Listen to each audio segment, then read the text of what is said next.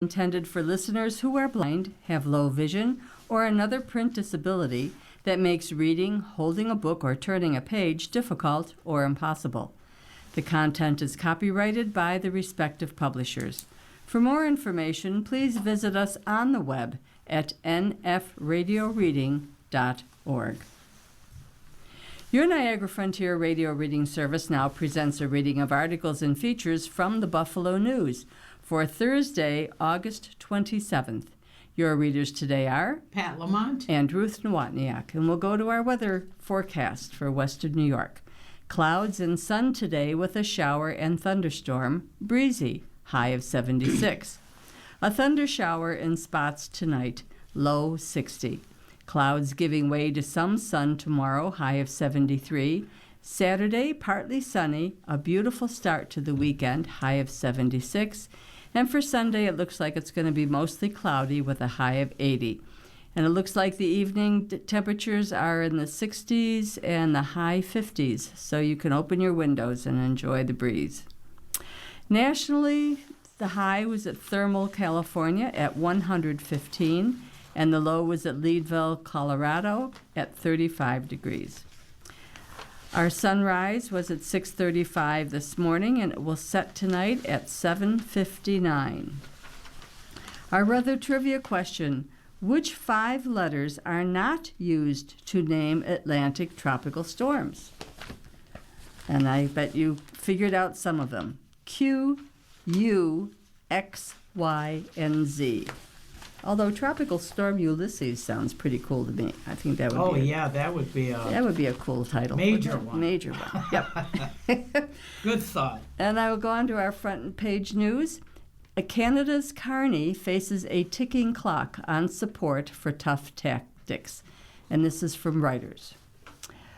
Prime Minister Mark Carney has the support of most Canadians after breaking off trade talks with the U.S., but widespread approval of his pushback against U.S. President Trump could disappear within months as the consequences of the trade war sink in.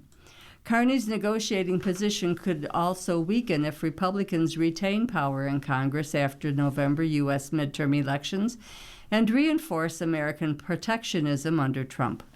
Carney is one of the few global leaders to retaliate against U.S. tariffs, despite Canada's dependence on U.S. buyers for about 70% of its exports.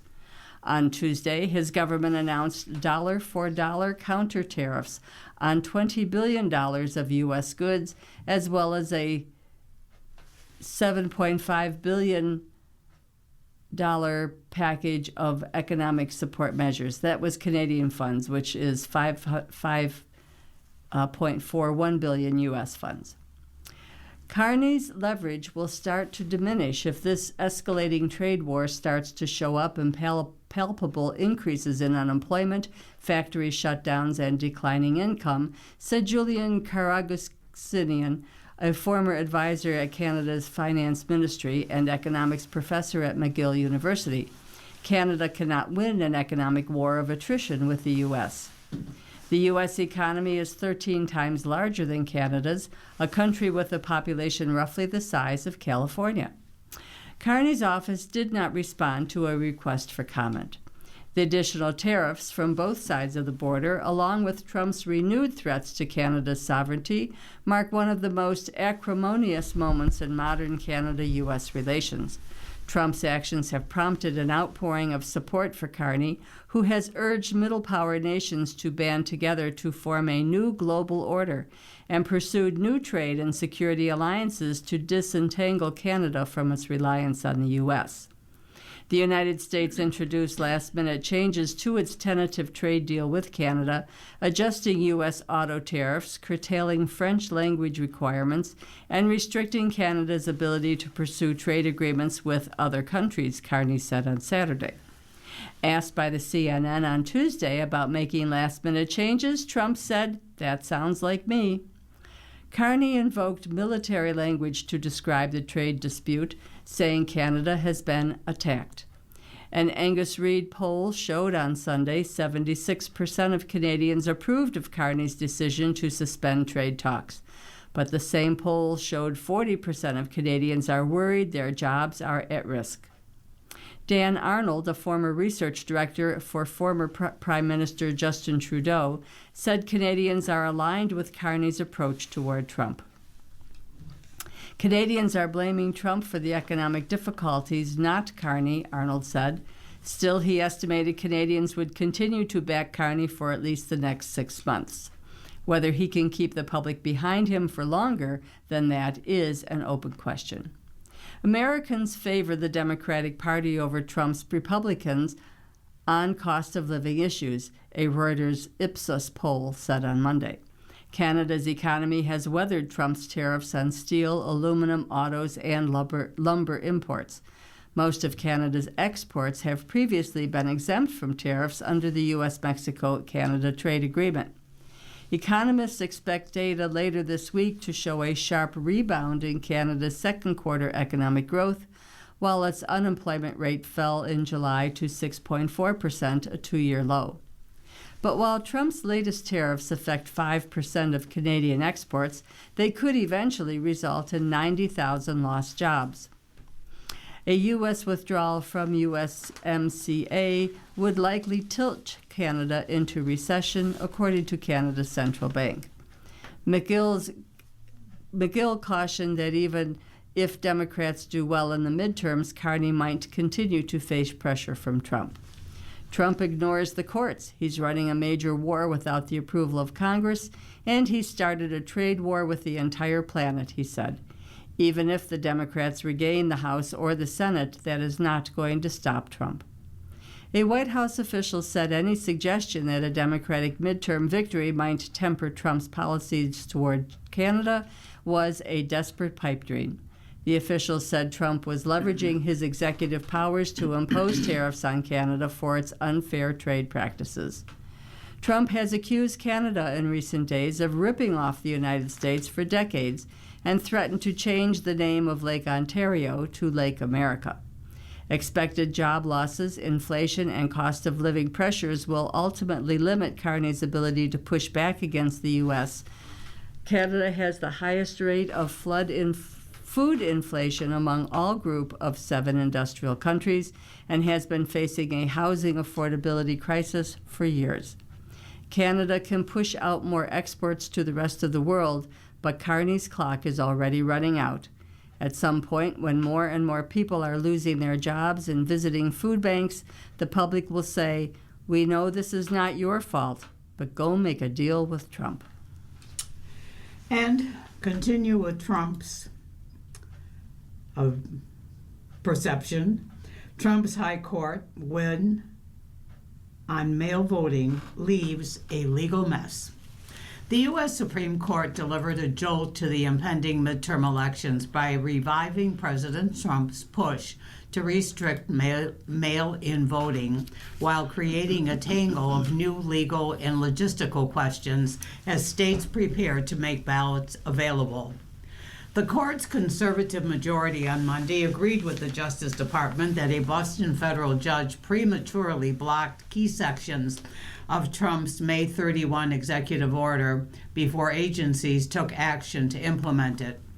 Although the ruling marked a victory for Trump, it's not clear whether his plan will take effect for the November 3rd election as Republicans defend their slim majority in Congress. With many states set to mail ballots next month, the U.S. officials are running out of time to execute new policies.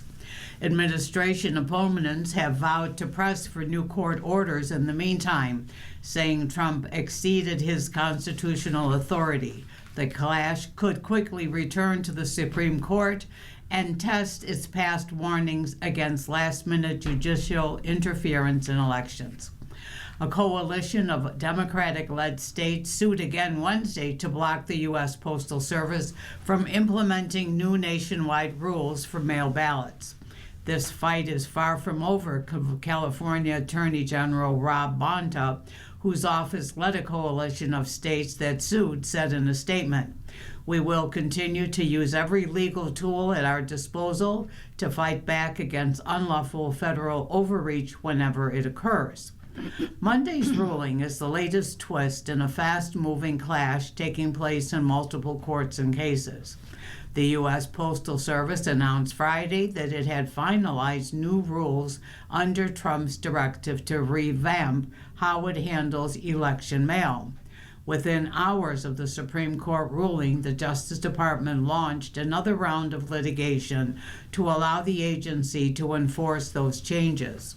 With more than a dozen states poised to begin sending absentee ballots in September, according to the Center for Election Innovation and Research, the timeline is increasingly tight. North Carolina, one of the states that sued, will start mailing ballots on September 4th. Should the postal agency's new rules take effect, the states say they would have to rush to redesign ballots, train election officials, and educate voters. The lack of time may make it infeasible for the administration to implement the rules this year, said Jason Torchinsky, a Washington lawyer who often represents Republicans in election litigation. If they were to try to do it and they wind up messing with people's ability to vote, there's going to be a lot of questions, he said. The court once again divided along ideological lines over Trump's efforts to expand presidential power. Over 3 dissents, the justices lifted U.S. District Judge Indira Talwani's injunction, which has barred U.S. officials from carrying out Trump's directives in the 23 states with Democratic leaders who sued, along with the District of Columbia. The court didn't directly address a separate nationwide injunction Talwani handed down in a different lawsuit filed by voting rights advocates. She issued that ruling during a week-long wait for the Supreme Court to rule in the state's case. The Justice Department on Monday night asked Talwani to toss out the nationwide injunction, pointing to the Supreme Court's holding that federal judges must wait for final agency actions. That reasoning applies with full force to this case, government attorneys wrote. Talwani didn't immediately announce how she plans to proceed. In the submission from voting rights groups on Tuesday, they asked Talwani to leave the nationwide block intact until she rules on their upcoming request to pause the Postal Service's final rule, which was due to be formalized on Wednesday. That modest course avoids any gap in protection and prevents the confusion and disruption of lifting and then reimposing election rules in short order, the advocacy group argued. The judge previously signaled she was likely to side with the challengers again. It wasn't immediately clear how that process would play out or how long it would take. In light of the justice's latest opinion, the Justice Department is expected to swiftly appeal any new restriction. Under the Postal Service's rules, the agency could return outbound ballots to state election officials if they fail to comply with revised design standards or if states don't submit voter information in a newly created federal portal. The rules call for envelopes to feature a barcode that matches the voter's identifying information. Trump's executive order also directed the Department of Homeland Security to create lists of U.S. citizens to send to states as a guide for vetting voter eligibility. It also urged the U.S. Attorney General to prioritize criminal investigations of state and local officials who issue ballots to people who aren't eligible to vote. Democratic officials and voting rights advocacy groups contend Trump is trying to take control over elections, which the Constitution assigns to the states. They accuse the administration of rushing to implement the executive order to aid congressional Republicans as they seek to hold their majority. The president and his allies say the measures are necessary to make sure only eligible citizens cast ballots, although instances of non-citizens voting historically are rare. In the unsigned majority opinion on Monday, the justice said they were not ruling on the lawfulness of any actions that agencies take to implement Trump's instructions. On that score, time will tell, the majority wrote. White House spokeswoman Lauren Biss nonetheless called the ruling a major win for the security of American elections. The Supreme Court, in other contexts, has warned federal judges not to cause confusion on the eve of an election, invoking what has become known as the Purcell Principle, a concept named after a 2006 ruling in a 2020 fight over Wisconsin ballot deadlines. Justice Brett Kavanaugh wrote that when an election is close at hand, the rules of the road should be clear and settled. You're listening to a reading of today's Buffalo News on your Niagara Frontier Radio reading service. The time is 15 minutes past the hour, and we will go to our editorial, A Smart Bill. Governor Kathy Hochul didn't sign Good Food New York in 2024. A new version of the legislation is headed to her desk this year. She should sign it. It was a good bill then, and it remains so today. Good Food New York, co-sponsored by Assembly Majority Leader Crystal Peoples-Stokes and State Senator Michelle Hinchley, with support from State Senator April Baskin, aims at lessening the handicap that small food producers face when bidding against big national suppliers. Buyers for public institutions like schools and hospitals are required by New York law to contract with the lowest responsible bidder, which gives the national companies a big leg up. They can sell at lower prices and still make a profit. Small farms and artisanal food producers can't afford to do that. As it did in 2024, the new version of Good Food New York would allow institutions to pick a slightly more expensive bid if it meets several conditions, such as benefit to the local economy, nutritional value, respect to animal welfare and racial justice, treatment of farm workers, and environmental impact. The value-based bid would still need to be within 10% of the lowest responsible bidder. This version answers one of Hochul's concerns with features that will make it easier for farmers to comply with guidelines by streamlining approvals through other widely used state programs. The governor's other objection was that different regions would have different ways of applying the conditions, but this would still be the case in the new version because, as advocates state, flexibility that accounts for regional diversity is important. The other part that hasn't changed is how this legislation will greatly benefit Western New York farmers, school children, nursing home residents, and hospital patients. Farmers and other producers would expand their markets, while students and seniors would have better access to fresh, locally produced food. That availability is more important than ever now. A recent multi-state outbreak of Cyclospora, a gastrointestinal illness caused by the Cyclospora parasite, has been traced to contaminated iceberg lettuce grown by one large producer in Mexico. With fewer companies supplying more and more of our food, a single contaminated source can quickly affect thousands of people, as happened with Cyclospora. Problems on a small farm are easier to trace and fix and don't have anywhere near the national impact. Farm Action, a nonprofit that studies corporate concentration across the food system, reports that just 4 companies are supplying more than half of the fresh-cut salads sold in the U.S. The group proposes that government farm support should be shifted away from the largest producers and towards small and regional farms. Legislation like Good Food New York is a small step toward that shift. The bill also enhances the impact of existing programs that help children get better nutrition, including free lunches for public school students and efforts to get more grocery stores into so-called food deserts. As Baskin states, this is what we do in New York, so there is no reason why this piece of legislation shouldn't complement the trend that we have been on already. Good Food New York is another piece of the work that we've already been doing.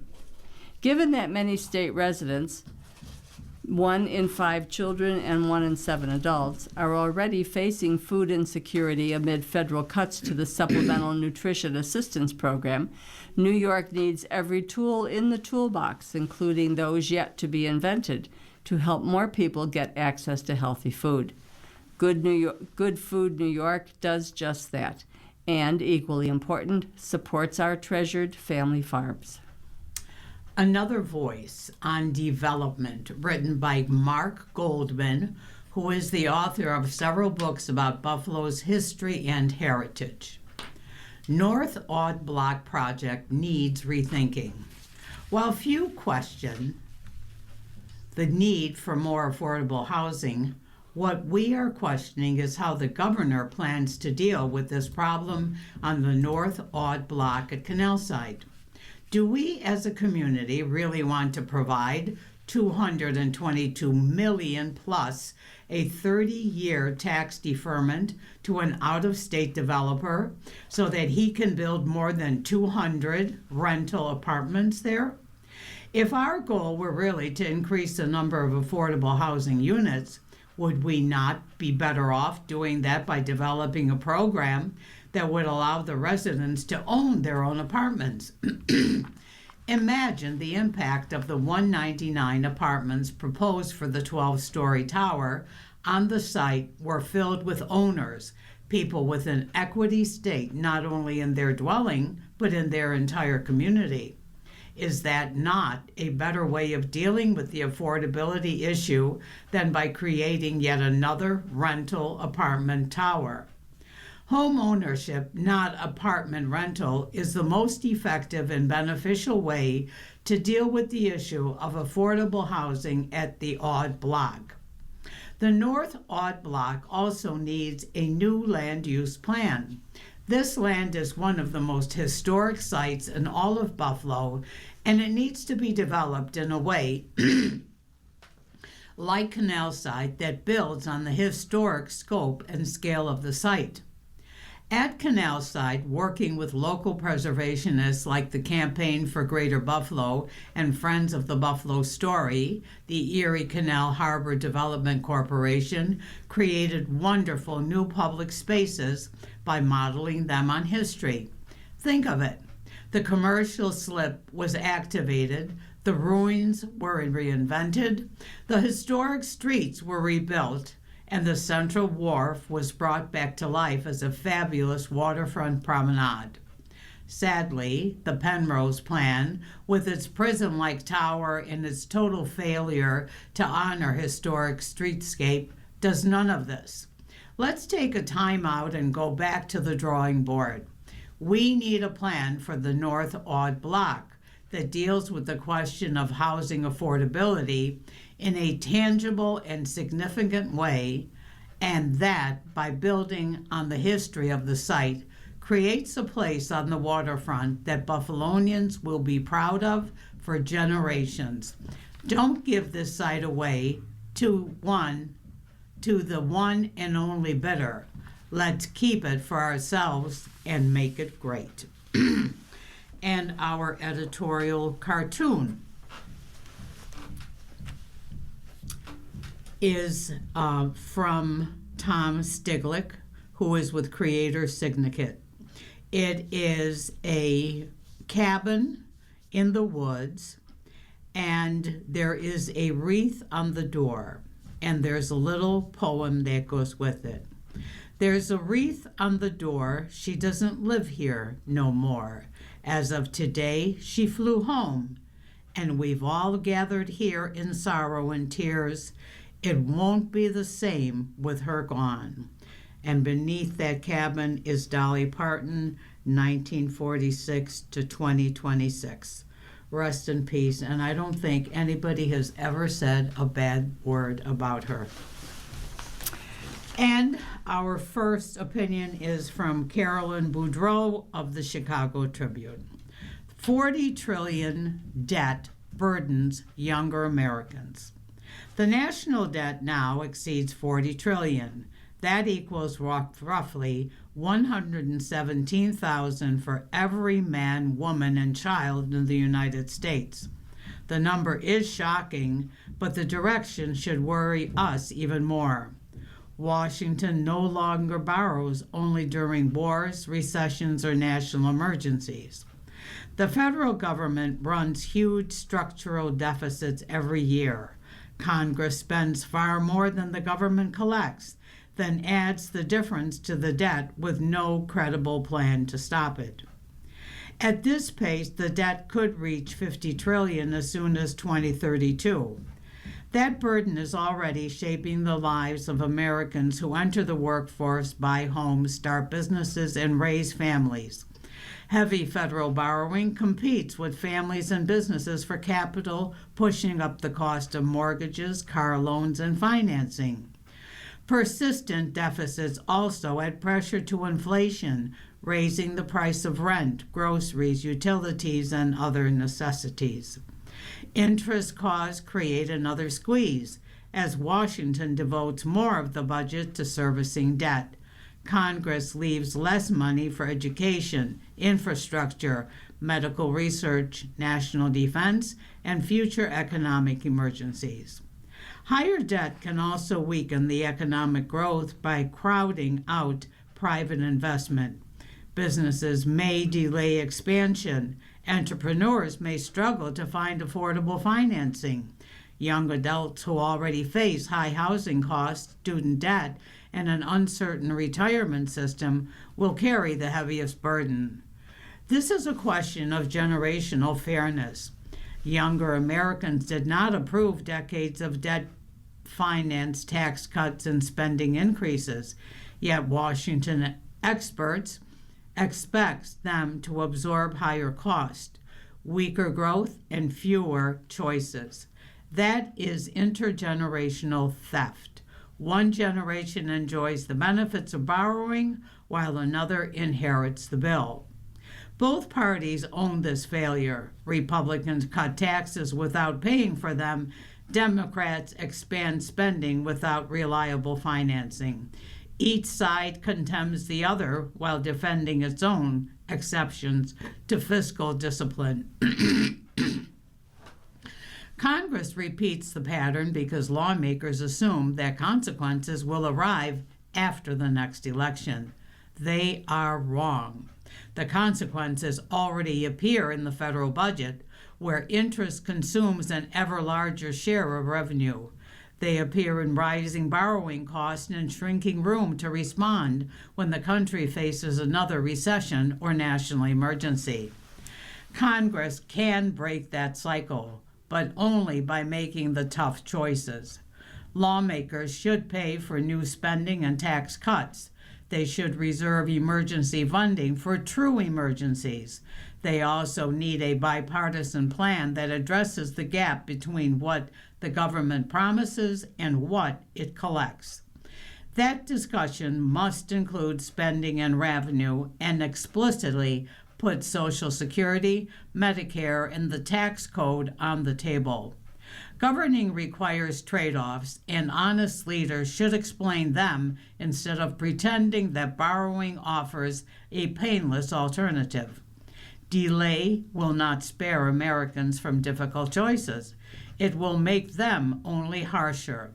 A fiscal crisis, higher inflation, or a spike in interest rates would impose changes quickly and unfairly, with the greatest pain falling on people least able to absorb it. Crossing $40 trillion in debt should mark more than another grim headline.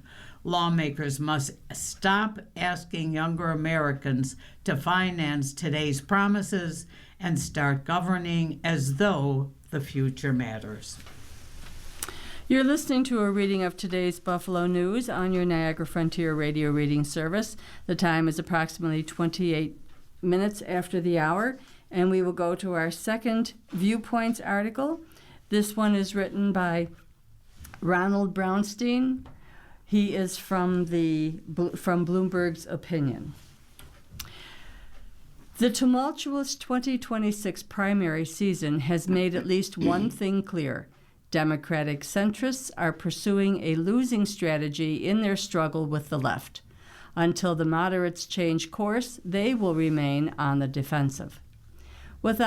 Almost without exception, centrist Democrats in competitive primaries this year have chosen to challenge only the viability, not the desirability, of the left's core policy ideas. Hardly any centrists have tried to convince Democratic voters that progressive proposals such as abolishing ICE, creating a new wealth tax, and, above all, establishing a government-controlled single-payer healthcare system are misguided.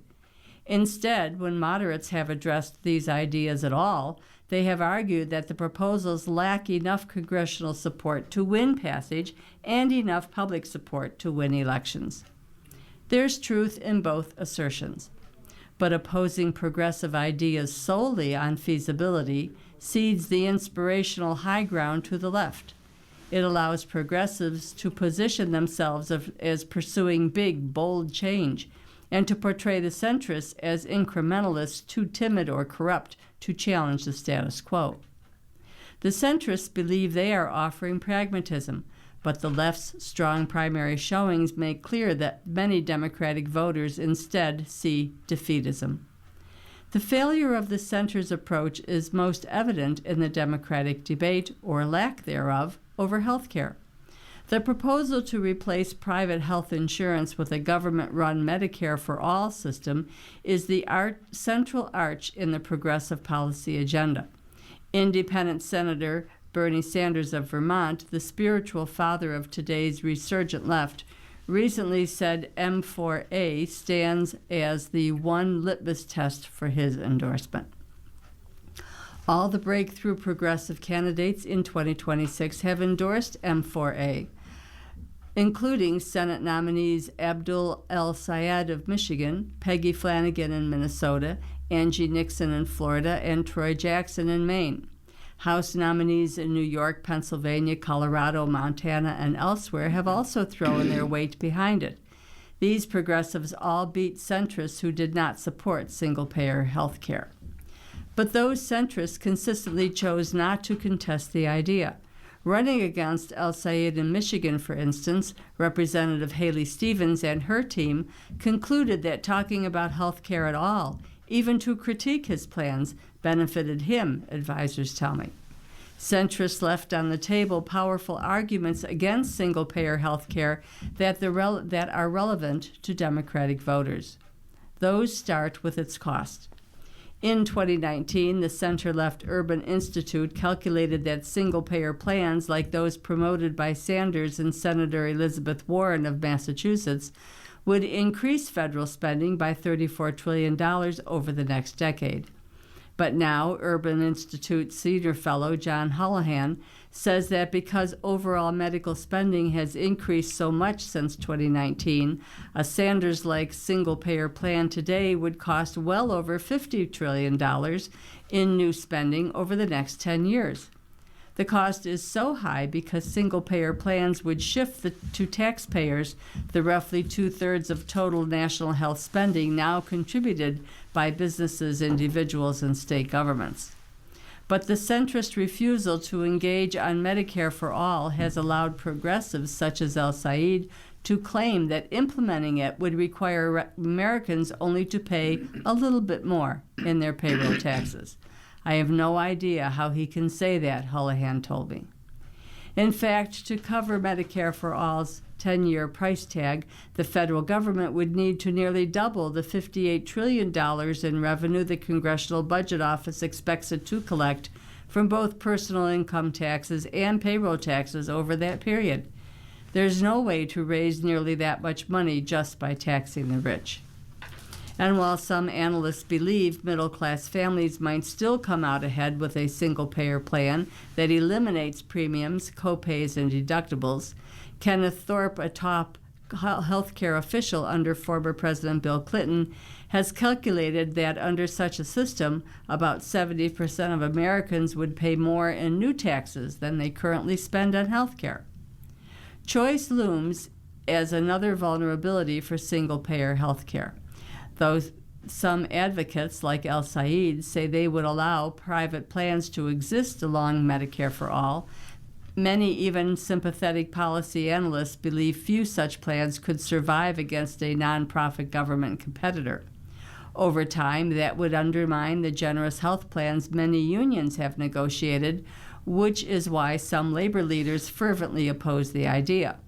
forcing everybody into one-size-fits-all for health insurance, says Ted Papageorge, the secretary-treasurer of the powerful Culinary Workers Union in Nevada, will guarantee the Republicans win the presidency in 2028.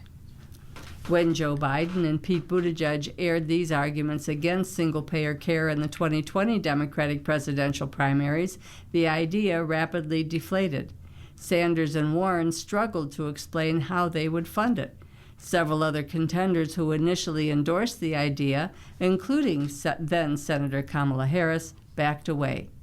Single-payer skeptics also have a powerful new argument after watching Robert F. Kennedy Jr. rampage through the public health system. Democratic voters may now be understandably more leery of providing the federal government total control over what medical treatments health insurance will and will not cover. Yet no Democratic primary voters this year heard these arguments against Medicare for All, nor did they hear why a wealth tax on assets might prove a convoluted and legally vulnerable way to raise more revenue than closing loopholes and raising rates on income, nor why abolishing ICE would require a massive legislative fight that would inevitably end with the creation of another agency to do the same things. Democratic centrists are formulating expensive plans to blunt the rise of the socialist left. They might start by finding more candidates, especially in the approaching 2028 presidential primaries, willing to debate whether the left's ideas are really the best way to advance the party's goals. And our final opinion from Sharon Schindel of the Los Angeles Times. AI has its perils, but it's a boom for disabled people. As a longtime Angelino, I've got the same beef with artificial intelligence as everyone else in this town. I don't want it stealing stories from writers, voices from actors, or trust from audiences. But the condemnation of AI has blown past scripts, scraping the unscrupulous studios. Earlier this month, New York Times opinion columnist Bret Stephens begged readers never to write with AI, not even to organize notes. It's mentally enfeebling, he wrote, an escalator toward a result when you really need to make a daily habit of taking the stairs. Not everyone can take the stairs. I'm a freelance writer with threaded tendons, a wrist tear, and nerve compression that sets my arm on fire after just a few minutes of using a pen, keyboard, mouse, or trackpad. So I dictate everything instead. This sentence, flowery Yelp reviews I never post. Text to myself reminding me to set timers, and timers reminding me to send texts. I write clean but talk dirty, and dictation means it all lands on the page. The result is pages of unpunctuated chaos. I use AI to clean the dictation debris, the cursing, the editing commands, the typos you get when you swap a keyboard for a microphone, and raise the stakes becomes raise the stakes. Stakes, S-T-A-K-E-S to S-T-E-A-K-S. It does not write. It cuts. Nothing is added. What remains is only what came out of my mouth, a marginally less chaotic, poorly punctuated vomit draft. Then I go through 6 or 7 or 70 rounds of revision, yelling at my laptop as I over-enunciate. Start dictation. M dash, not E-N dash. No. M as in Mary. No, delete M as in Mary.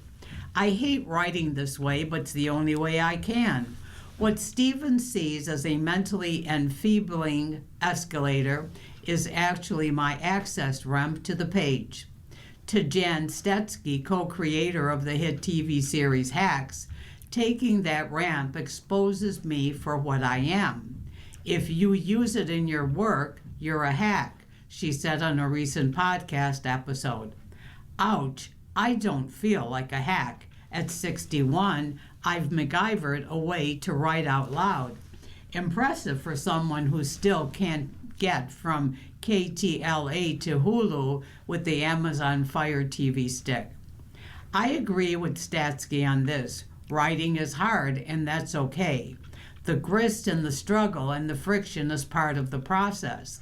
It's what makes art good, Statsky said, arguing against IA, and while I wouldn't call what I write art, I've got plenty of grist and struggle and friction. A burning arm, throbbing hands, and pages of dictation garbage don't make my writing better. They just get between me and what I'm trying to say. I still have to do the hard part, thinking, deleting, overthinking, revising, agonizing, commanding as I turn to the mess in my head into words that I say what I mean. It's exhausting and frustrating and painful, with which just might be enough suffering to meet Statsky's and Stevens' threshold for a real writer. I doubt either of them had me in mind when they condemned writing with AI. My particular use is weirdly niche and I think ethically defensible. But when one writer says never use AI and another says anyone who does use it is a hack, there isn't much room left for people like me. And there are lots of us. 1 in 4 adults in the U.S. has a disability. The ways we use AI for access, if we use it at all, vary greatly. I use it to clean up my verbal wreckage. Someone else might use AI to describe an image that they can't see or communicate words they can't vocalize. That doesn't mean we all embrace AI. Disability isn't a monolith, and I don't presume to speak for anyone but myself. In fact, a 2025 study of 54 queer disabled fiction writers found them markedly more pessimistic than others about generative AI's impact on their industry. In a 2026 focus group study, 13 of 20 disabled adults used generative AI for accessibility, even though none trusted it unconditionally. You can acknowledge the danger AI poses in one context and still value the access it gives you in another. That's why never is a lousy rule. Scraping someone else's work for passing off AI-generated prose as your own is different from using AI to get your words on the page. AI needs guardrails, but a blanket prohibition is easy to make when you're the one able to take the stairs. When Stevens and Statsky sit down to decide what the limits of AI in writing should be, the rest of us deserve a seat at the table too. Some of us will need a ramp to get there. We now turn to our finance page. Changes loom on H-1B visas used by skilled foreign workers. U.S. employers seeking to hire skilled foreign workers can use the federal government's H-1B visa program for a fee, allowing tech and other professionals from abroad to work in the United States for a few years. President Trump, who has pursued a broad immigration crackdown since taking office last year, has lambasted the program and wants to permanently raise the fee from between $2,000 and $5,000 to more than $100,000. Despite criticism that some companies use the visas to hire lower-paid foreign workers instead of Americans, business groups and companies say they help recruit highly skilled professionals and address a lack of qualified U.S. workers in some industries. The visas established by Congress in 1990 are especially critical for tech companies seeking to recruit from India and China. Consultancy companies such as Deloitte, PwC, and Ernst & Young, as well as outsourcing giants such as Tata Consultancy Services, Infosys, HCL Tech, and LTI Mindee Tree, are also top H-1B sponsors. Who is fighting over the fees? Trump last year dramatically raised the cost of H-1B visas to $100,000, prompting several lawsuits. While his initial fee increase is set to expire in September, the Department of Homeland Security this week proposed raising it to a permanent $103,265. A group representing India's technology industry has said it is engaging with U.S. stakeholders over the proposed increase and urged the administration to consider the benefits it offers companies seeking to temporarily address worker shortages. Tesla, Amazon, OpenAI, and other companies have all faced questions over their H-1B visa use, especially amid U.S. layoffs and a tighter job market facing American workers. A Boston-based appeals court is reviewing a June decision by a federal judge who ruled that the fee was illegal and blocked the Trump administration from collecting it. Another court is also considering whether a judge properly rejected a challenge to the fee by the U.S. Chamber of Commerce, the largest U.S. business lobbying group. Democratic-led states, as well as a coalition of unions and employers, have also filed lawsuits. The pending legal cases could be amended to challenge this week's proposed rule after it is finalized. Changes to how potential visa holders are scrutinized and processed have impacted companies' hiring and expansion plans, with some top HB1 users, such as Google, moving to increase operations in India. Trump's administration in December said it would increase its vetting of H-1B applicants, with a particular focus on what it deemed censorship and free speech. The State Department ordered U.S. consulates to scrutinize the applicants' LinkedIn profiles and resumes, as well as those of any accompanying family members, for all visa applicants, but particularly those in technology backgrounds seeking H-1B visas who may have been, quote, involved in the suppression of protected expression, unquote. Inflation still elevated above Fed goal.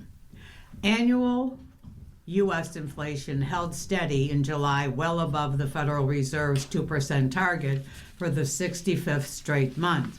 And the unexpected pause in the decline from a recent war-induced peak is likely to intensify the central bank's debate over whether interest rates should be lifted or held steady. Government data released Wednesday also showed consumer spending decelerating modestly last month and flattening against inflation, while personal incomes rose faster than inflation, which could foreshadow an uptick in consumption as the year progresses.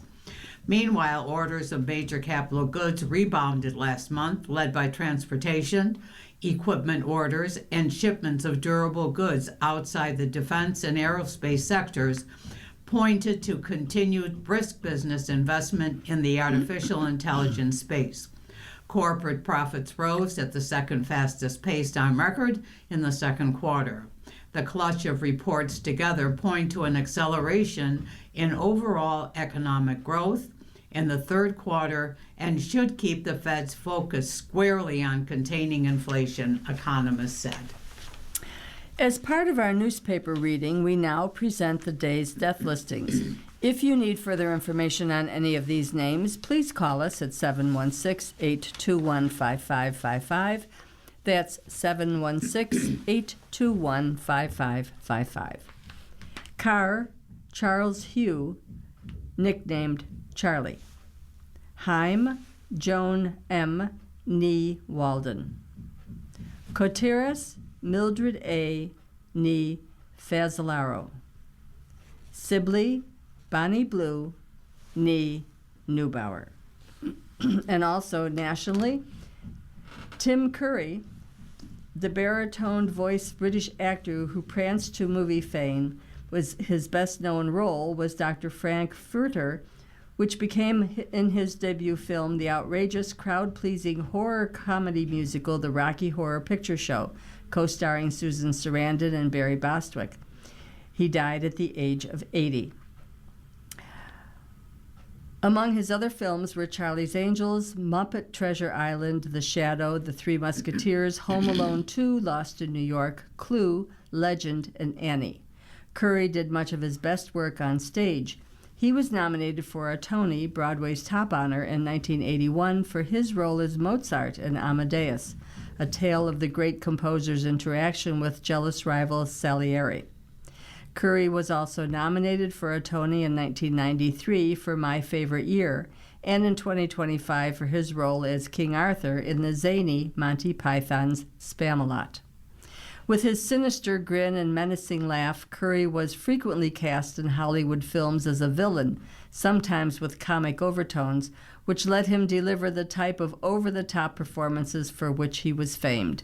"I do love those roles. They've always been the best written," Curry told interviewer Andrew Kay in 2011. And now let's see what kind of day we're having from the Royal Stars. Happy birthday for Thursday, August 27th. You are intelligent, tenacious, and articulate. You're also inventive, practical, and grounded.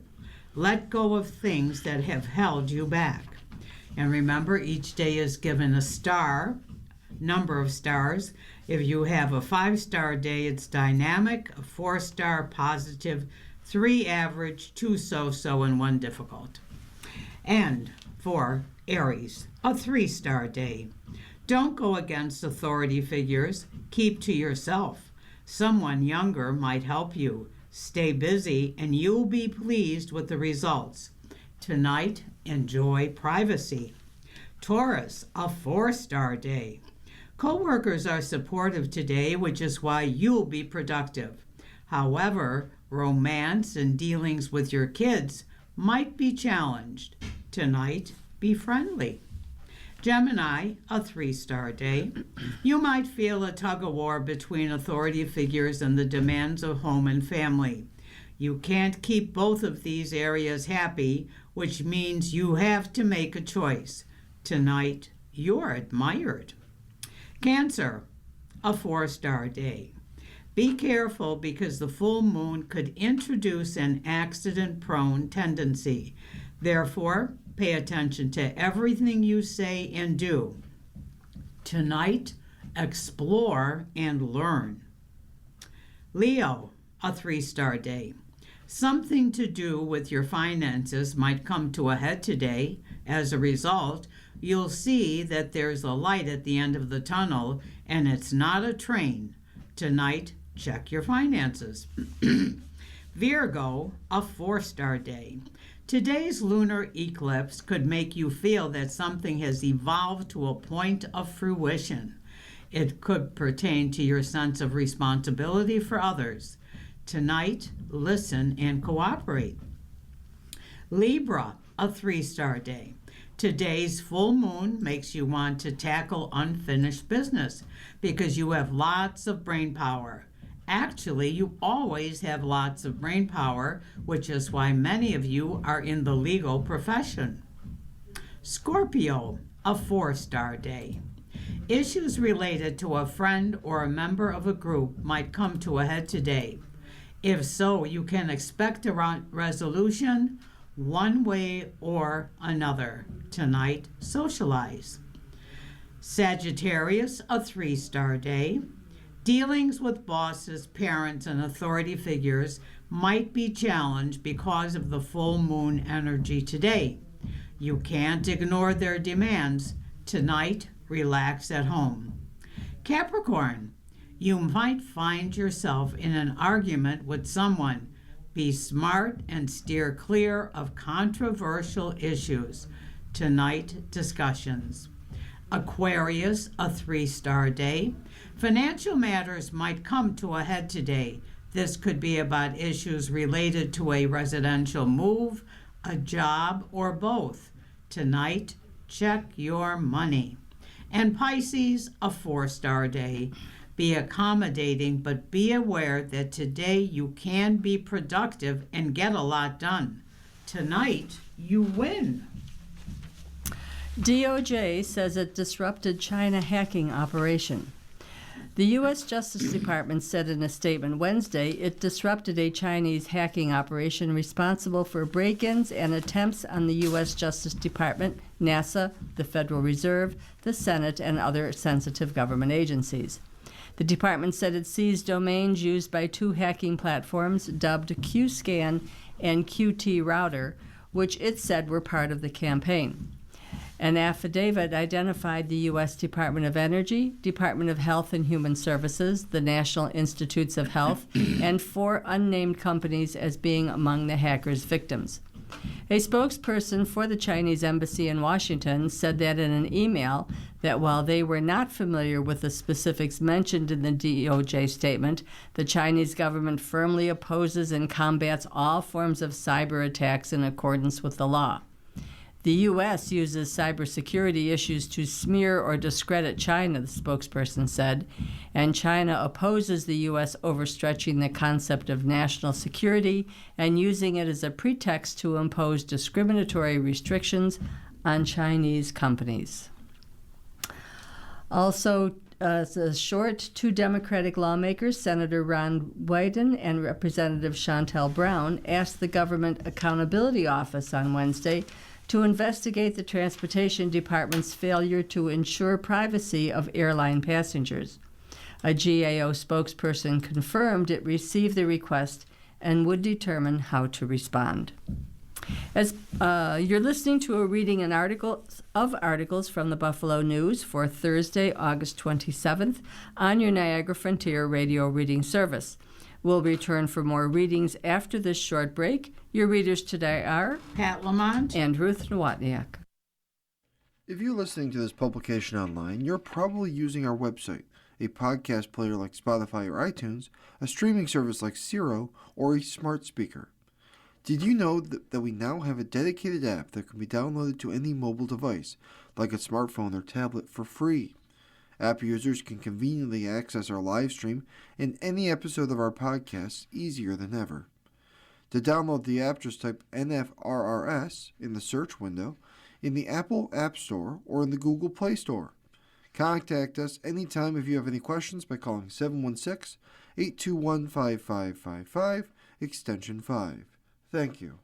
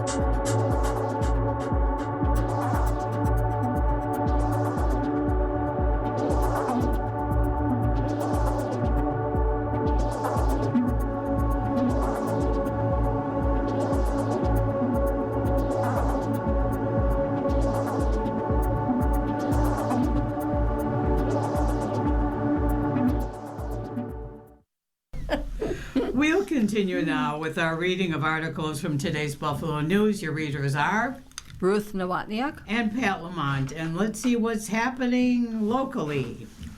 Revisions ordered in a key document on diocese bankruptcy.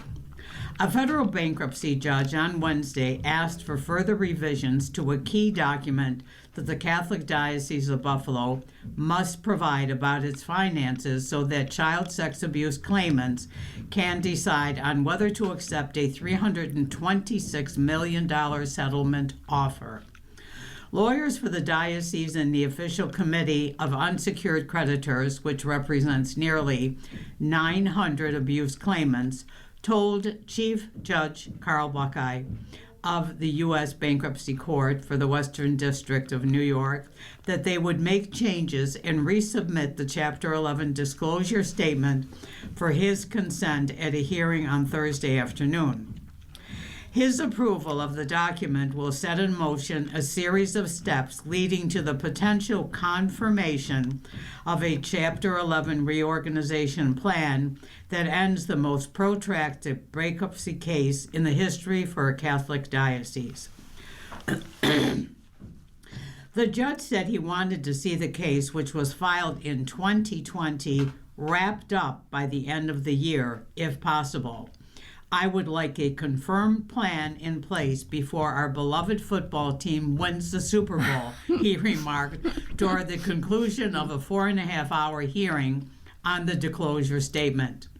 The 153-page document spells out the diocese plan to establish a trust for abuse claimants with $326 million, which includes diocese cash and assets, as well as money from parishes, other affiliated Catholic entities, and insurance companies. The statement also provides projections of what the diocese finances will look like a year and 2 years from now. The settlement would end hundreds of Child Victims Act lawsuits brought against the diocese and its parishes, while also shielding them from potential future litigation for abuse cases from years ago. If the disclosure statement gets approved Thursday, abuse claimants will be notified and provided with the ballot by which they can vote in favor of or against the plan of reorganization. The hearing was set for October 27th to determine remaining issues in the case and scheduling future hearings on those issues. Diocese Attorney Stephen Donato proposed a claimant ballot return deadline of November 12th and hearing on any objections to the plan of reorganization on November 17th. He also requested a confirmation hearing on December 8th. Buckeye did not rule on a motion dating back to June from attorney Arthur Baumeister asking for the right of Save Our Buffalo Churches to be heard as an interested entity in the Chapter 11 case. The grassroots organization of Catholics has been fighting against parish mergers, church closings, and using parish money to help pay for the abuse settlement. Save Our Buffalo Churches has assisted some parishes in asking the Vatican to overturn the contribution of some parishes towards the settlement plan. The Vatican's dicastery for clergy has issued several decrees over the past few months that appear to revoke a parish's payment and order it returned to the parish instead of being used towards the settlement. Diocese and creditors committee attorneys have argued that the SOBC group has no standing to make arguments in the bankruptcy case and was simply trying to delay the case. Baumeister appeared in court Wednesday and said SOBC wanted to identify the Cabrini Foundation as a potential source of funds for the settlement rather than parish money. He said the group does not seek to disrupt the case, so the suggestion that we want to derail this is absolutely false. 3 cases reignite debate over privacy. This is one of the articles by Alan Pergament. I feel terrible for Buffalo Bills defensive tackle Ed Oliver over the drowning death of his son. You don't have to be a parent to realize the pain he is feeling is unimaginable after the toddler's June 28th death in a Houston suburb. I also understand the anger that Bills quarterback Josh Allen expressed over the way the death was first reported by a podcaster via social media. But the episode was another example of the push and pull that has always existed between very public figures who also have private lives, and the seeming contradiction between the vast personal information people share on social media and the growing desire of wanting to protect our privacy. In Western New York, the death of Oliver's son was one of 3 such cases that played out recently. Let me be perfectly clear.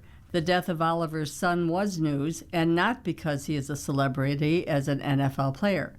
If a toddler in Hamburg, Orchard Park, or anywhere in Western New York had drowned, the media likely would have reported and, unless authorities withheld the information, named the child and his parents in a day or 2. There are countless examples of that exact scenario happening. If anything, Oliver's celebrity delayed the reporting of the tragic news. Allen is a great quarterback and by all accounts a model human being. He always says the right thing. His thank you to the members of the media who had some information about the death but did not report it was a nice gesture. In this case, he has his heart in the right place, but he is wrong journalistically. Reporting sad news can be a tough thing to do, but it is part of the job. One of the few journalistic reasons not to report the death of Oliver's son is if it wasn't confirmed and the full story wasn't learned. When I decide whether to report something about people in the public eye, one of the reasons I would is because the information would have an impact on the person's job. And the loss of a child is a devastating matter certainly could have an impact on a survivor's ability to do their job. Unquestionably, the media and fans will be looking to see if Oliver's play this season as one of the team's most valuable defensive players will be affected by the tragedy as he tries to do his job. Then there is the issue of the timing of the news. Oliver's son drowned almost 7 weeks ago. It is amazing in the days of TMZ and social media that it took as long as it did to become public. Ideally, someone on the Bills staff could have advised Oliver to make the announcement at the start of training camp. In that way, the story wouldn't have been broken by a podcaster on X, and wild speculation wouldn't have followed. Oliver would have received much earlier the prayers, love, and support he received over the weekend from Bills fans who feel his pain. The other recent cases have not gotten nearly the same attention as Oliver's. One involved local radio legend Sandy Beach, whose family announced his death 4 days after it occurred. Members of the media, myself included, knew about it for days but chose not to report it because the family wanted time to tell Beach's relatives so that they wouldn't learn about it from news reports. Holding off on reporting Beach's death was the right thing to do. It didn't have any impact on the news, and as an unintended side benefit, it gave members of the media more time to write and record tributes that one of Western New York's all-time media greats deserved. The third privacy case involved the recent 3-month absence of WGR-TV Channel 2's anchor, Mary Alice Demmler. Even some media members who should know better went on social media to question why her absence was news and wrote, "Leave her alone." The most asked question I had received for weeks was, "Where is Mary Alice?" All Channel 2 did every night was have co-anchor Scott Levin or whoever was anchoring in his place say before the start of the newscast, "Mary Alice is off tonight." People who have been around here a long time who wonder why there was interest in her absence and why I reported about it might ask themselves this question. Imagine if Irv Weinstein was off the air and not anchoring Channel 7's Eyewitness News for 3 months with no explanation from the station. Would people have said, "Leave him alone," if his absence had been reported? Channel 2 could have cleared it up and avoided any speculation by saying why Demmler was off if she had given approval to do so. I reported that she had taken family leave.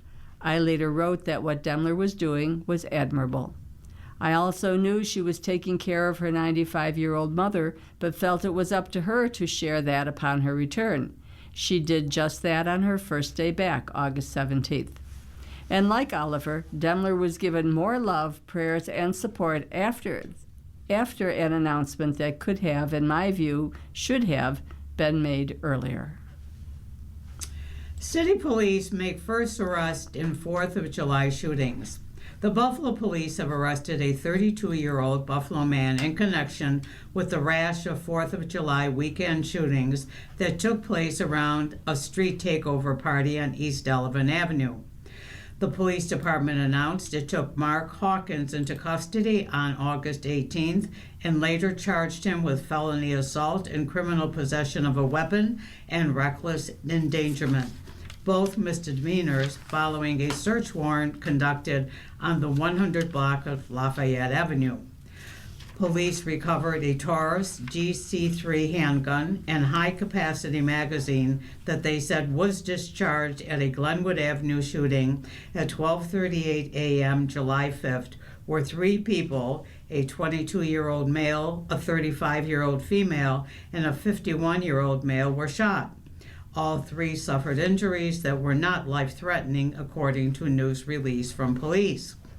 Hawkins is the first person arrested in connection with the holiday weekend violence in which 11 people were shot in a matter of hours in the blocks surrounding the street takeover party, part of a nationwide trend in which organizers spontaneously plan large outdoor parties that officials have said often lead to violence. All of the shooting victims survived. Police are still looking for 24-year-old Davon Alexander, who they suspect is the man behind the social media accounts used to promote the party. Police are offering $2,500 reward to anyone who can supply information that leads to his arrest. Ruth? M&T Bank is giving away 50,000 Bills magnets today. M&T Bank is giving away over 50,000 Buffalo Bills-themed magnets at its branches in Western New York and Rochester on Thursday. This year's magnets commemorate the Bills' inaugural season at the new Highmark Stadium. They are available on a first-come, first-served basis. The magnets are free for anyone, not just M&T customers, but the limit is 1 per person. M&T says it expects demand for the magnets to be high and recommends fans arrive at the branches early in the day. M&T has a sponsorship deal with the Bills as the official bank of the team. The bank has given away Bills-themed magnets for years with different designs. So get thee to an M&T bank. All right, it's a little bit early. It's only 13 minutes after the hour, but I think we'll move on to sports. There's a lot more to cover as opposed to what we had available for the city and region. DePuy's Andreessen strengthens chance to make Bills roster again, and this is written by Lance Lasowski. Joe Andreessen understands why this week is called the worst on the calendar for many NFL players. Dozens will be removed from the Buffalo Bills roster, either cut or traded, before their initial list of 53 players must be submitted to the league on Sunday. Andreessen has been on the bubble before. He, like many others inside their locker room Saturday at Huntington Bank Field, was not selected in the NFL draft. Andreessen's 90 tackles as a senior with the University of Buffalo and impressive pro day workout weren't even enough for a team to sign him immediately after the draft in 2024. He had to earn a contract at the Bills' rookie minicamp. Life for Andreessen is different now.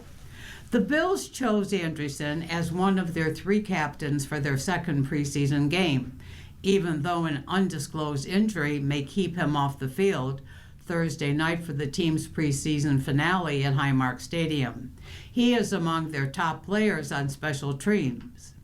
The role is invaluable in the eyes of coaches and puts him on solid ground as they decide who will be part of their initial roster this season. Andreessen knows that he's an NFL player. The inside linebacker and special teams maven has proven his worth in 797 regular season snaps across 2 years on the 53-man roster of his hometown team. Yet, in some ways, the overhaul of the Bills' coaching staff this offseason wiped the slate clean for the DePuy native and Lancaster High School graduate. The traits the Bills' new defensive coordinator, Jim Leonhard, covets in an inside linebacker are different. The special teams coordinator, Jeff Rogers, also is new. There's more competition on the depth chart, with rookie Caleb Alarms pushing for a starting job, and second-year standout Keonta Jenkins playing well enough for Joe Brady to keep 5 inside linebackers. As the Bills weigh their options, Alarms and Jenkins are receiving more opportunities on special teams. Leonhard is putting different linebacker tandems on the field. During their 31-7 preseason victory Saturday in Cleveland, Andreessen played out of position at weak side linebacker so the coaches could see if he's versatile enough to fill in for an injured teammate. The approach has not changed. It never will for Andreessen. There's a confidence that he's developed through experience and on-field success.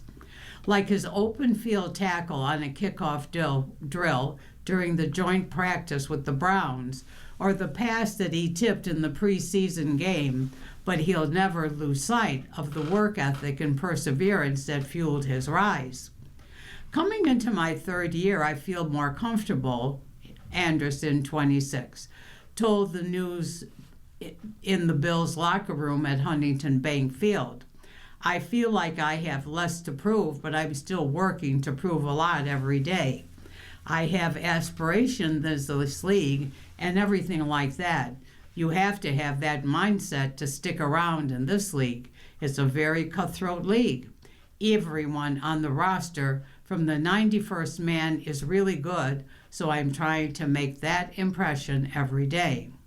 There aren't countless opportunities to make an impression. Few coaches in the NFL understand Andreessen's challenge like Leonhard.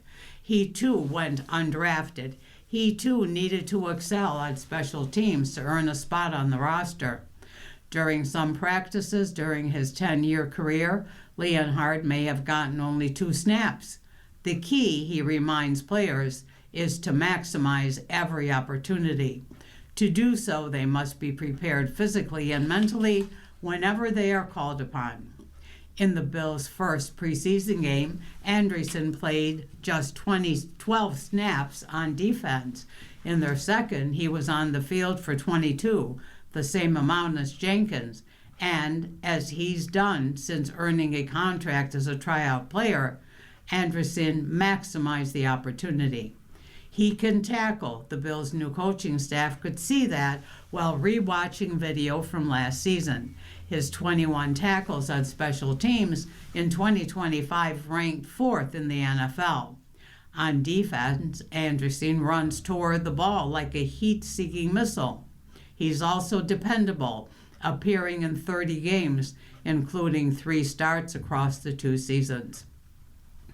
There's more to playing inside linebacker in Leonhard's defense, however, and Andreessen needed to use the second preseason game to prove he can make a play while dropping into coverage. Based on practice in recent weeks, Jenkins appeared to be moving ahead of Andreessen on the depth chart.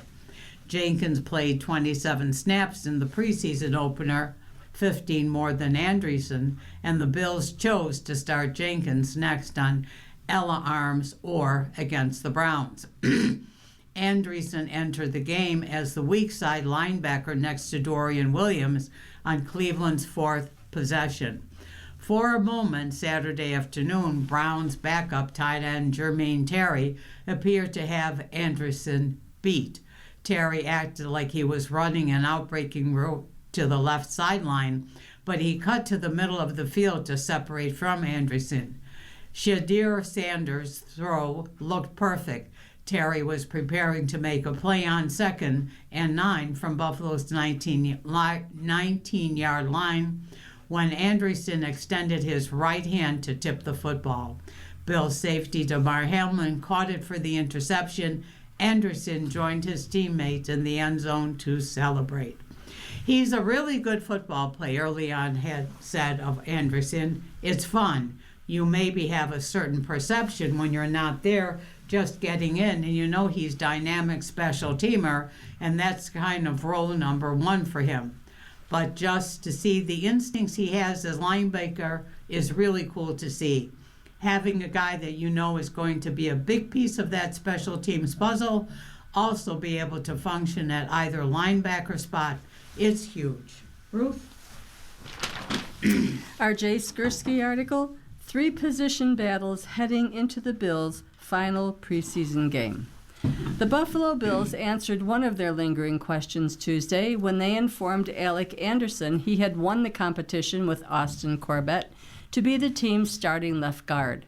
Heading into Thursday's preseason finale against the Pittsburgh Steelers at Highmark Stadium, however, there are still a few unsolved competitions. Here's a closer look at where things stand with the 3 most prominent remaining positions battle as the exhibition season comes to a close. Backup quarterback. The competition, Kyle Allen versus Shane Buckley.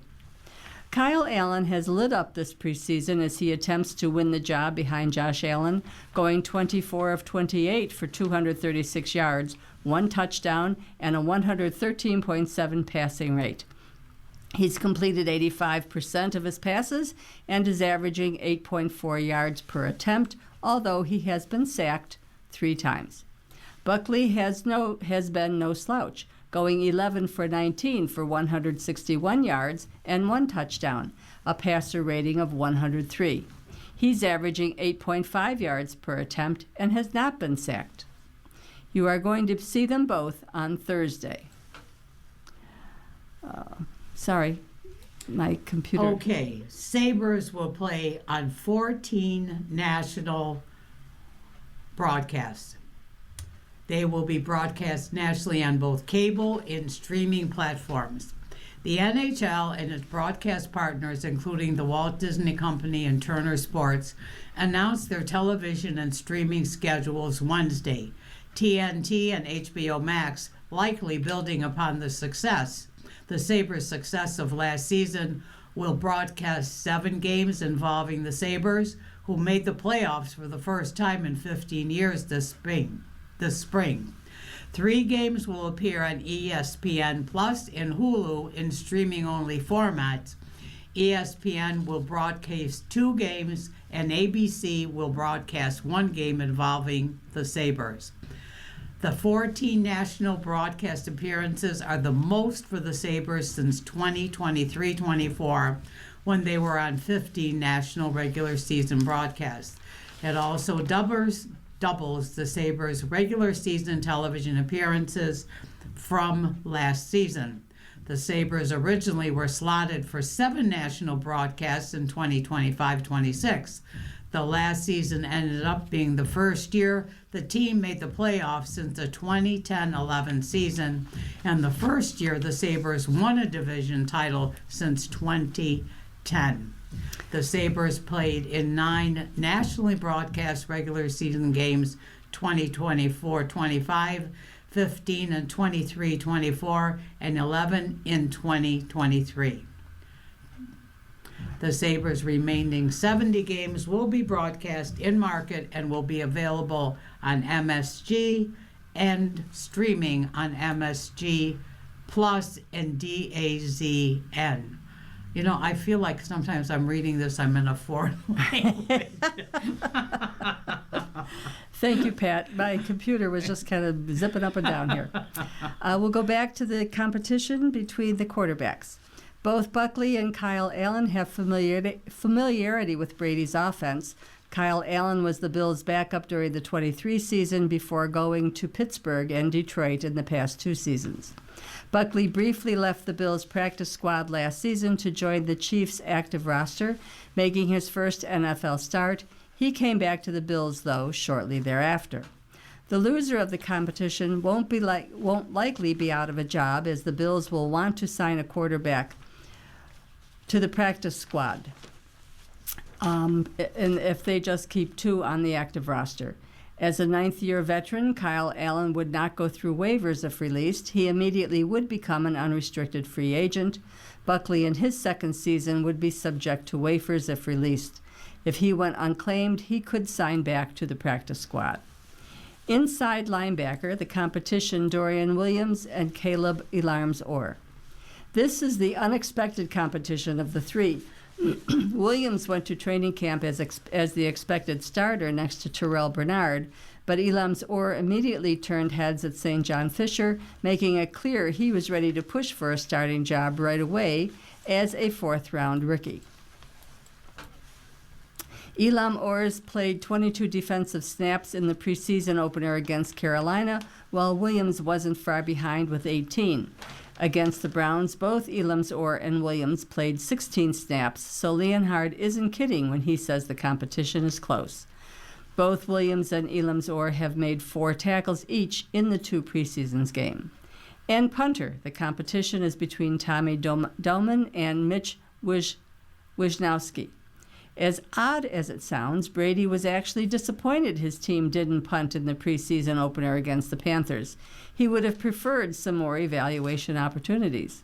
Against the Browns, the Bills punted 4 times. Doman handled 3 and Wisnowski punted once. Doman's 3 punts averaged 43 gross yards, but just 36.3 net yards after a poor effort in the second quarter led to a 17-yard Cleveland return. 2 of Doman's 3 punts were downed inside the Browns' 20-yard line. Wisnowski's only punt of the season so far was a great one, covering 59 yards without a return. Typically, when a team uses a draft pick as on the kicker or punter, that player should be considered the favorite to make the team.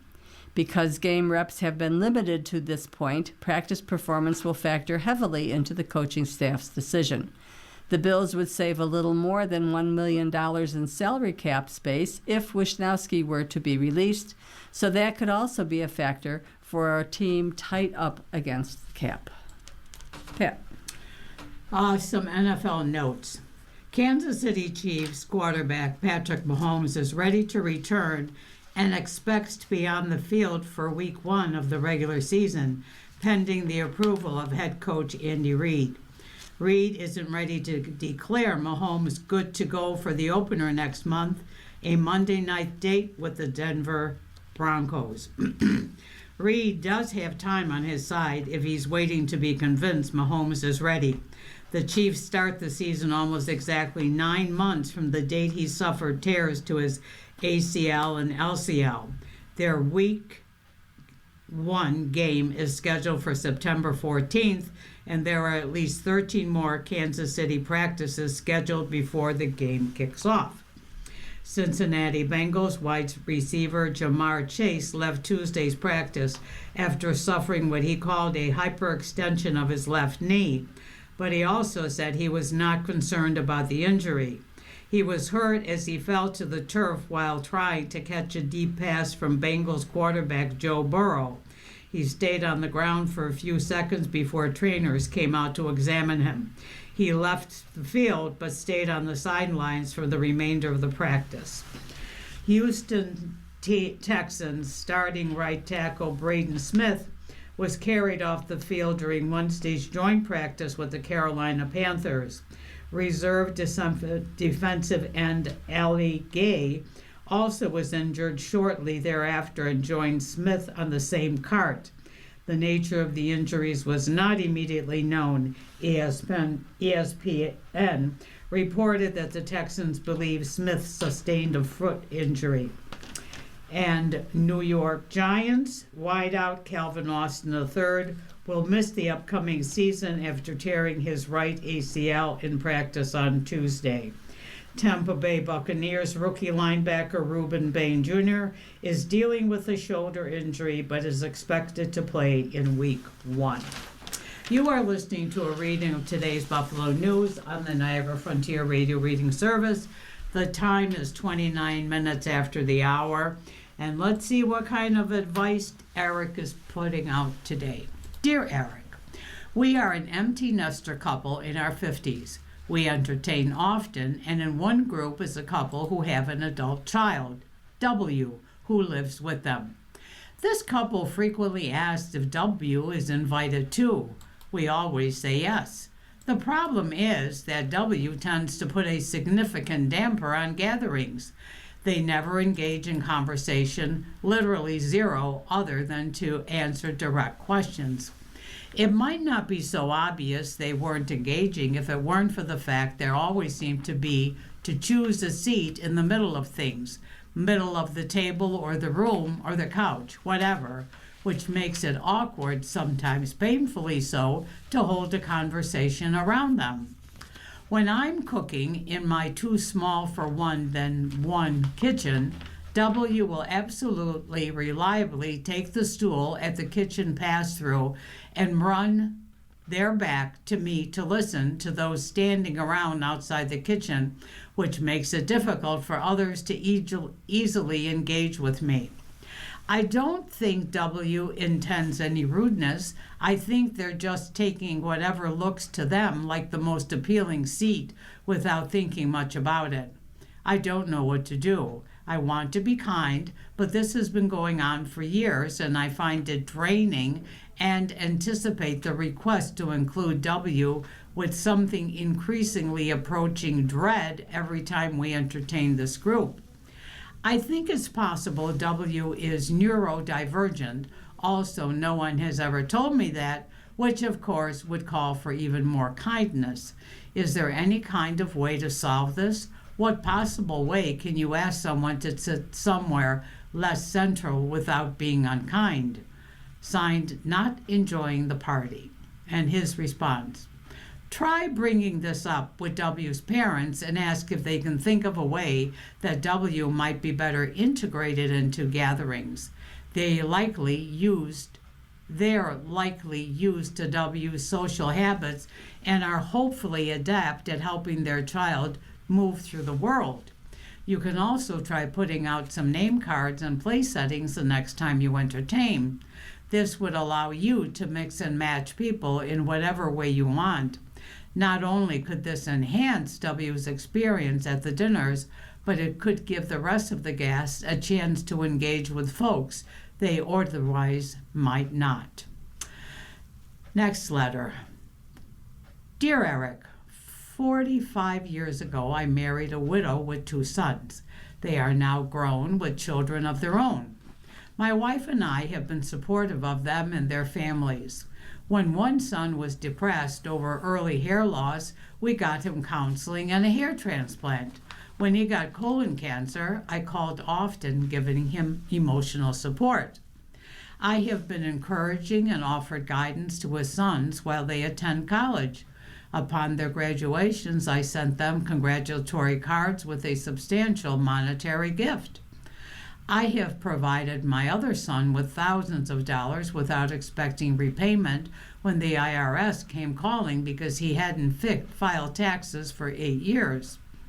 When his wife suffered an early death from brain cancer over the months she was hospitalized, I called him frequently, providing emotional support, and took him out for lunch or dinner. After my wife, their mother, suffered a stroke, she was confined to bed for 9 years while I was her caretaker. The sons and grandchildren visit only on obligatory holidays like Mother's Day or Christmas. They rarely offered me emotional support. Since my wife passed, I've heard crickets from them, none of them calling, coming by again, or inviting me to dinner to get out of my now lonely, empty house. I am considering moving across the country, not even telling them, as they are not my blood, ceasing any relationship with them. What do you think? No calls. His response: Dear no calls, your family has gone through so much, I'm very sorry. Your expectations of your stepsons aren't unreasonable at all. When loved ones are ailing or in need, you show up, you call, you support. It's not clear from your letter whether you've ever had a conversation with them about your expectations or asked them to be more present. But even if you haven't, there's obviously a disconnect on your stepson's parts that's not your responsibility to fix. It may make the most sense to release this expectation and get support elsewhere. So if you do so, however, consider closing this chapter with acceptance. This will help you move forward with less resentment. Acknowledge that this is who your stepsons are. Their relationships you have with them are not the relationships you want. You wish it was different, but you accept that it's not. You might even choose to tell them this in a letter, but mostly this is a practice for yourself and for your peace. Russia's surging hybrid attacks put Europe in a bind. This is from the Bloomberg News. Russia is expanding its campaign of hybrid attacks against countries that supply weapons and money to Kyiv and has caught Europe without a plan to respond.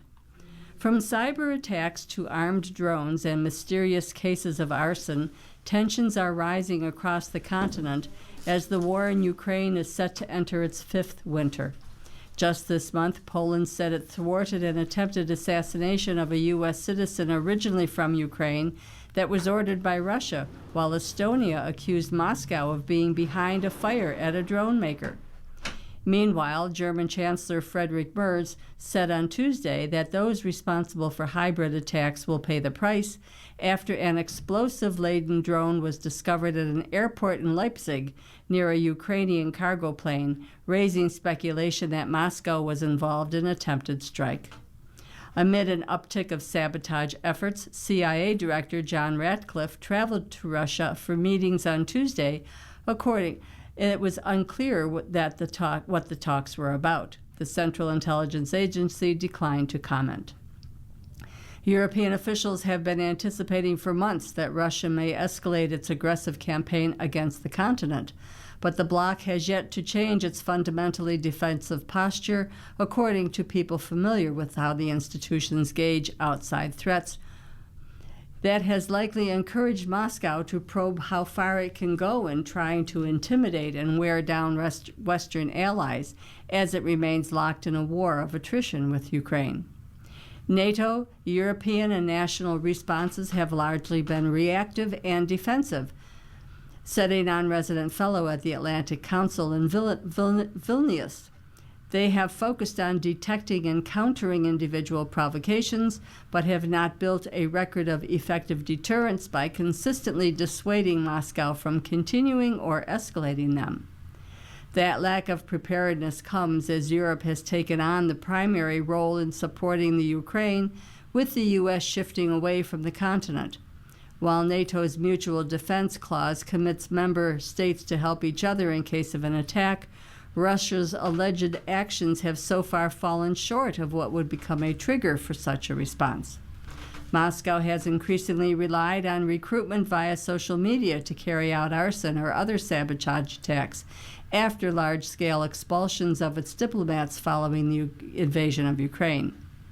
2 Ukrainian nationals were handed prison sentences in the UK in June after a jury found them guilty of conspiring to commit arson attacks on a car and property linked to then Prime Minister Keir Starmer.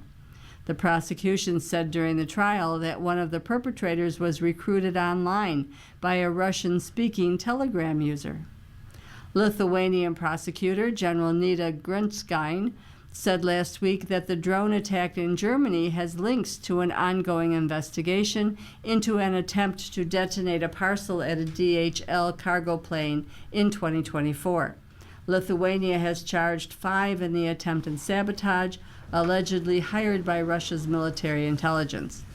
While Germany hasn't singled out Russia as being behind the armed drone or the recent discovery of a cache of weapons on the outskirts of Berlin, a slew of investigative media reports have pointed the finger at Moscow. It also added fresh warnings that Europe's biggest economy must grapple with the new dimensions of asymmetrical risks. Russian hacker group Server Killers declared a cyber war against Norway in a post on Telegram over the country's defense cooperation deal with Ukraine. Broadcaster T1/2 reported on Tuesday. A number of Norway's banking and government websites have been facing disruption from so-called distributed denial of service attacks since Monday. There are indications that Russian intelligence and security services are looking at hybrid warfare operations against the Baltic states and Poland, an intelligence officer told Bloomberg earlier this month. Lithuanian Defense Minister Robertas Kodas said Moscow is weighing a potential false flag operation using captured Ukrainian drones to strike critical infrastructure in the Baltic region. Russia's ongoing hybrid warfare in Europe is a highly coordinated, sub-threshold campaign aimed at destabilizing Western political systems, fracturing NATO and EU unity, and eroding support for Ukraine, said the geoeconomist analyst at Bloomberg Economics in London.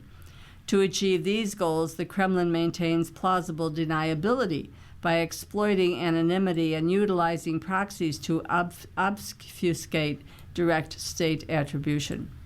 Some European Union members have called on the bloc to respond by adopting the sanctions that have been blocked, including seizing assets, a ban on transporting Russian liquefied natural gas, and restricting visas.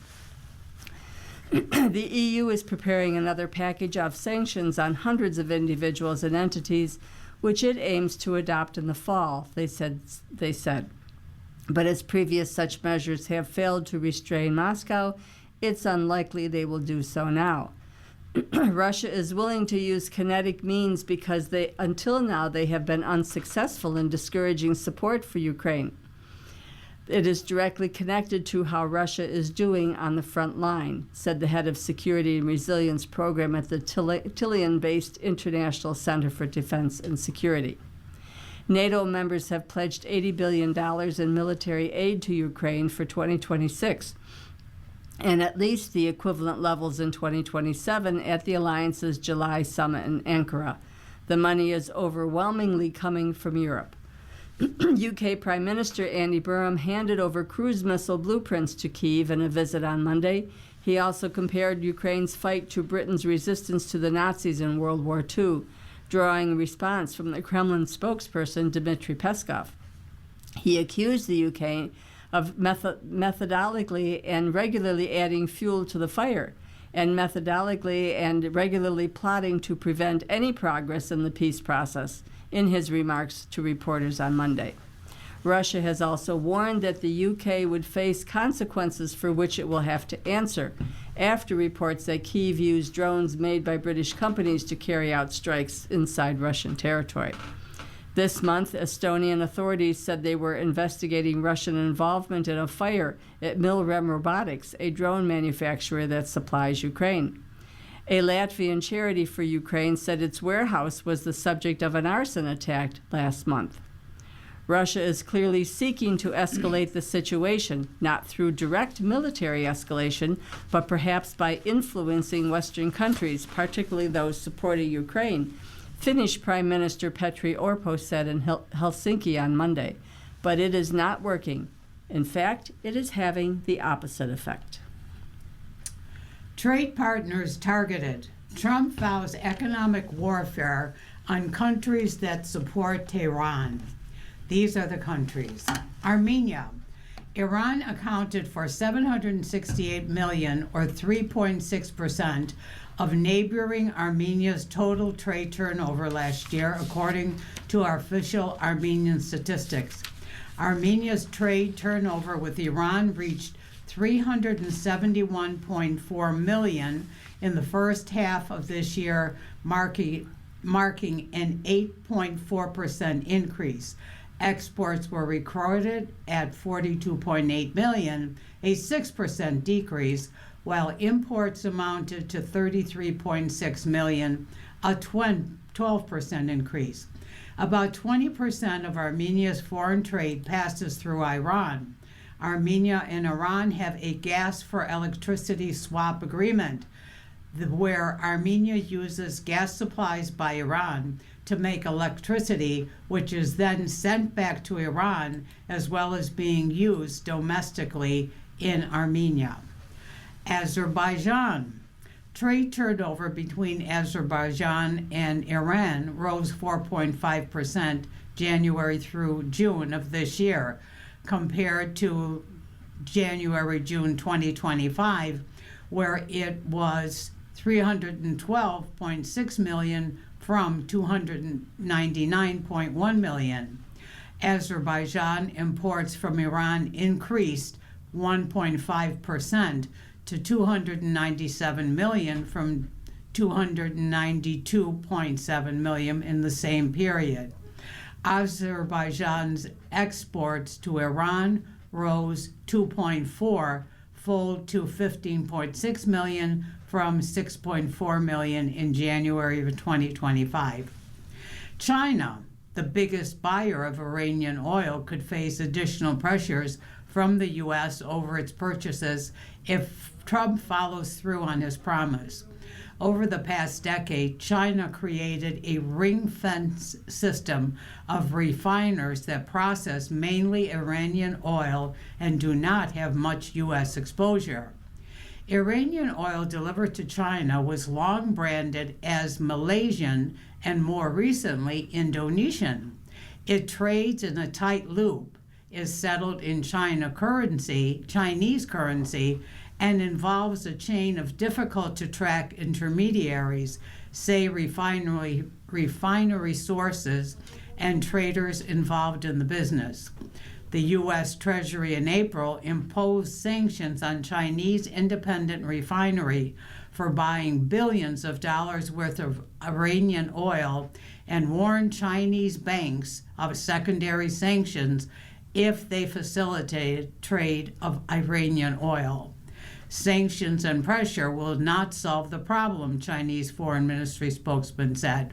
China calls on all parties concerned to take responsible measures to resolve the issue through political and diplomatic means. More than 80% of Iran's shipped oil is destined for China, as Chinese independent refiners take advantage of discounted U.S. sanctioned oil.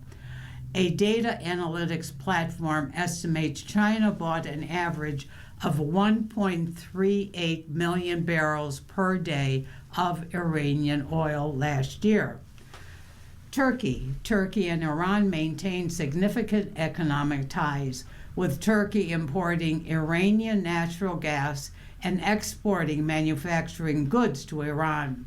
Turkey did not signal willingness to curtail commerce with Iran, with bilateral trade standing at about $5 billion to $6 billion annually.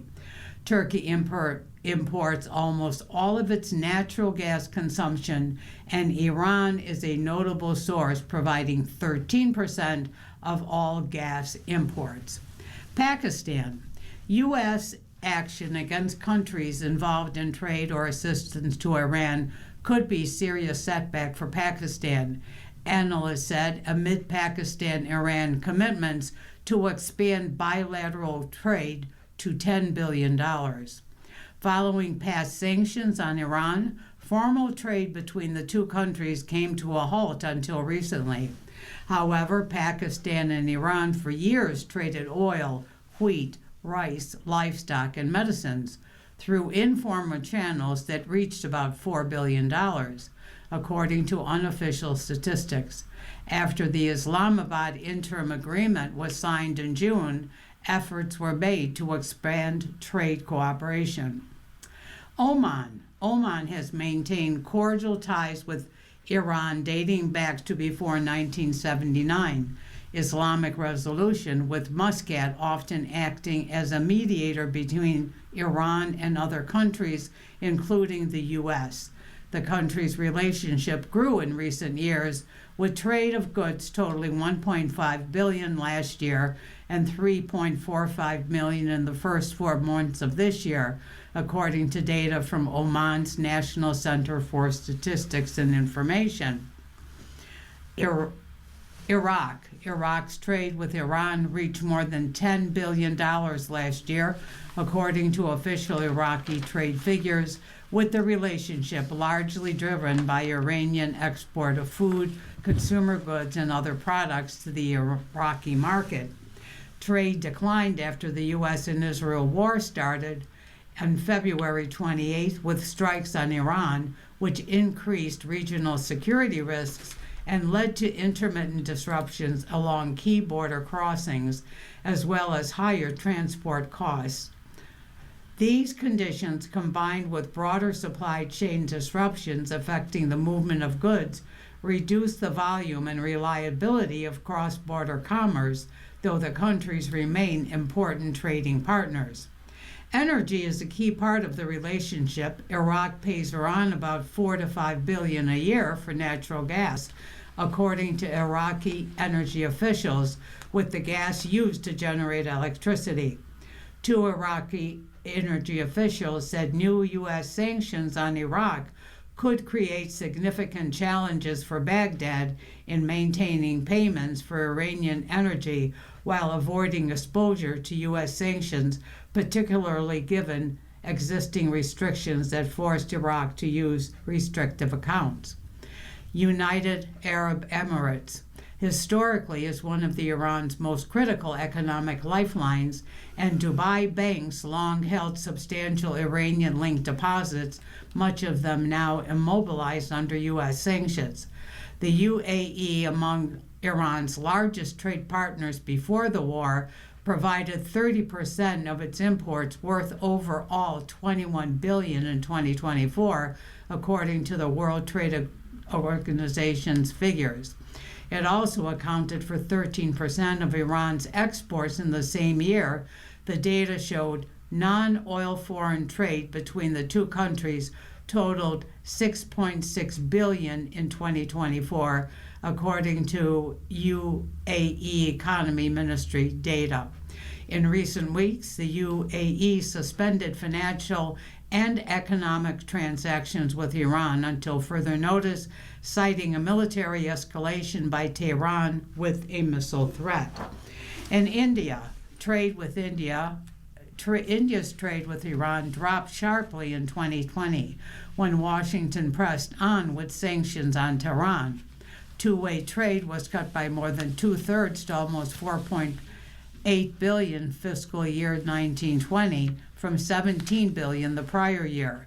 Since then, trade between India and Iran fell further and stood at $1.63 billion in fiscal year 25-26, according to data from India's Commerce Ministry. Indian exports worth $1.3 billion made up the bulk of this trade, as New Delhi predominantly ships cereals, tea, coffee, and spices to Iran. Officials in New Delhi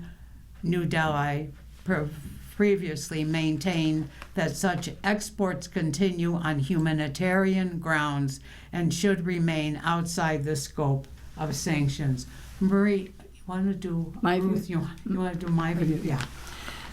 Our My View article today is written by Beth Ann Krevlin. Library Journey was a fantastic voyage. This summer, my daughters, ages 8 and 12, and I participated in the Buffalo and Erie County Public Library Passport to Reading program. Having spied the tiny paper passports at our home library in Grand Island in early June, the challenge seemed like the perfect blend of summer exploring and learning for our little trio. The program entailed visiting all 37 of the Erie County Library locations and collecting a stamp from each one before August 21st. The prize upon successful completion, a golden library card. And let me tell you, I wanted that card. No, I needed that card. My husband was skeptical when I explained the challenge. You're going to have to visit multiple locations a week. Yes, I nodded. Some of these are really far away. Yes, I nodded. Admittedly, I already balance working a remote full-time job with our children's schedules during the summer. But with a workplace that affords flexibility and well-planned trips aided by studying our county map, so that's where Alma is, I was able to successfully navigate us, sometimes reaching as many as 6 libraries in a single excursion. Our first stop was the Kenmore branch. We parked beneath the library and climbed stairs to get to the main floor It was as if a different world appeared before our eyes. We were awed by the proportion, the diversity of patrons, and the sprawling children's and young adult sections. What struck me consistently was that each library caters to the needs of its demographic and location. Some libraries serve as a more social capacity, offering an opportunity for human connection and assistance. Some are a haven for those craving peace, a chance to lose oneself in a puzzle or favorite pages. Many are wonderlands for children, offering far more than books and burgeoning literacy. My favorite takeaway, however, was that, like us, each library has a personality. One picks up on actual character traits. Eden is a grandmother with knitting needles sitting in her favorite chair enveloped in buttery sun. Crane is a hipster barista who knows your coffee order before you approach the counter. Anna Reinstein is the aunt who's always entertaining and wearing fabulous boho earrings. North Collins is your gregarious neighbor who has made a career from fastidious organization tips. I have been asked which was my favorite, and it's impossible to choose. Different libraries provide what you need on different days. Some days you appreciate a little hustle and bustle. Some days you need to hear the floors squeak beneath your feet and otherwise stifling silence. The journey with my daughters was invaluable, a core memory of my motherhood. I taught them to use a physical dictionary, to understand the first version of Google. They discovered CDs and have taken to listening to music on my old blue Sony instead of an iPad. We have stacks of graphic novels, manga, and picture books strewn throughout the house, a testament to our time on the road. My own to-be-read pile has grown exponentially. Enormous gratitude is owed to our librarians and the public institutions in which they serve. I will be forever grateful for this summer of library visits and the memories we made. Read on. You've been listening to a reading of articles and features from the Buffalo News for Thursday, August 27th. We read the Buffalo News live on weekday and Sunday mornings at 9 a.m. and rebroadcast at 4 p.m. For more information, call 716-821-5555. Your readers today have been Ruth Nowotniak and Pat Lamont, and you have an absolutely wonderful day and weekend. If you or people you know shop at any of the Dash's supermarkets, please save Dash's register tapes for radio reading. Our agency receives $2 for every $100 in Dash's register tapes. Radio reading has raised thousands of dollars so far. Anyone can drop off their Dash's tapes to the Niagara Frontier Radio Reading Service at 1199 Harlem Road, Cheektowaga, between William and Clinton Streets. Or Dash's tapes can be mailed to the Niagara Frontier Radio Reading Service at 1199 Harlem Road, Cheektowaga, New York, 14227. Any questions on Dash's tapes for radio reading? Call us at 716-821-5555, and thanks for caring.